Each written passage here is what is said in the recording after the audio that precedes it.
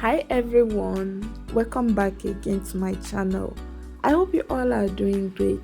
So join me today, let's make some delicious Greek tomato fritter.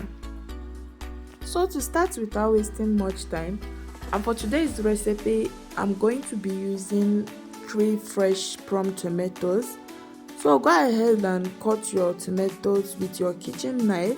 After cutting them, use your knife to remove the seed. Continue repeating the same process until you finish everything, and make sure you wash your tomatoes before you start cutting them. Once you are done, go ahead to use your kitchen knife to chop your tomatoes into smaller sizes. And please, to all my amazing viewers, don't forget to support this channel by sending me super thanks or super sticker. So once you are done chopping your tomatoes, then go ahead to transfer it into your mixing bowl. After that, add in your finely chopped onion, your chopped parsley leaf, sugar, add in your salt, then go ahead to add in your coriander powder, add in your black pepper. So since I don't have oregano leaf or mint leaf, I will add in just the mixed seasoning herbs. So after that, go ahead to add in your flour gradually while you mix with your hand.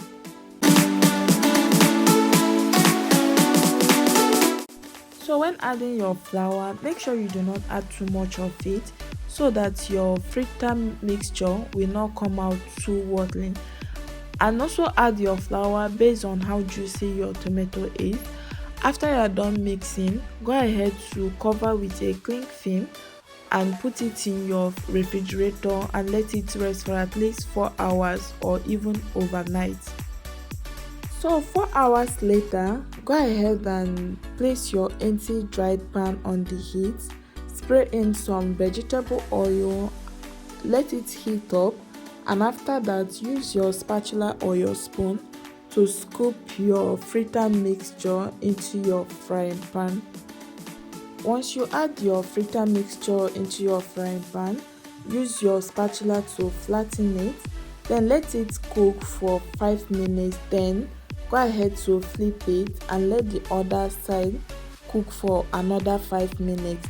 After that, go ahead and take it off the heat, place it on your kitchen towel to dry the excess oil on it. After you are done, repeat the same process with your remaining fritter mixture. So once you are done frying your tomato fritter batch by batch, go ahead and serve and enjoy while they are still hot. As you can see, mine came out very nice and delicious. And don't forget to tell me what you think about this recipe on the comment section. And also don't forget to subscribe to this channel if you haven't subscribed. Like and share this video. See you guys on my next video. Bye.